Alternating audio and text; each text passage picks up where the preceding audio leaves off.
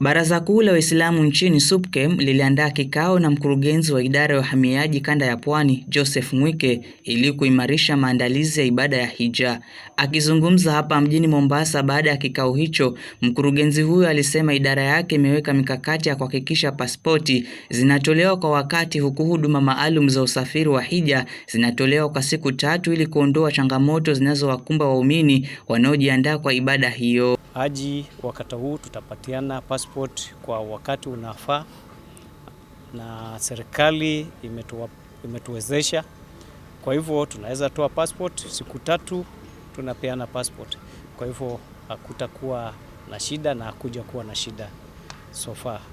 Mkurugenzi wa kampuni ya Andalus Limited Hajj Agency na mwanachama wa chama cha maswala ya Hija cha Pwani, Sheikh Rashid Ramadan, aliwahimiza Waislamu wote wanaokusudia kutekeleza ibada ya Hija kufanya usajili mapema ili kurahisisha mipango ya usafiri na maandalizi mengine muhimu, kauli ambayo iliungwa mkono na mawakala wengine ambao walihudhuria kikao hicho. Everyone that is out there in the coast region and beyond that is intending and wishing to go for Hajj, alhamdulillah, you should actually quickly make your registrations with the agents that you prefer, because the process is going to be very early. Decisions have to be made very early so that the facilitation of Hajj becomes smooth and swift.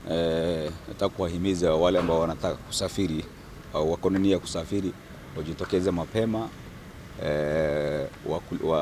na kulipa, na Haji imebadilika si kama zamani. Adan Mahmud Mohamed, mwenyekiti wa chama cha maswala ya Hija na Umra cha Pwani na mkurugenzi wa Bilali Travel Hajj Agency, alipongeza ushirikiano uliopo kati ya serikali na SUPKEM, akibainisha kuwa hakuna vizuizi vyovyote vimeshuhudiwa hadi kufikia sasa. Hatujapata shida yote katika kupata passport, na inshallah tuwaomba kazi iendelee vivyo hivyo bila taabu. Hamisi Mwaguzo, ambaye ni mratibu wa SUPKEM ukanda wa Pwani, ameeleza kwamba ni mawakala 14 pekee ambao wamesajiliwa na baraza hilo na wameruhusiwa kuendeleza shughuli hiyo ya kusafirisha mahujaji chini ya mwavuli wa Pwani Association Hajj and Umrah Affairs, akieleza kuwa mahujaji 4700 walitekeleza ibada ya Haji mwaka jana.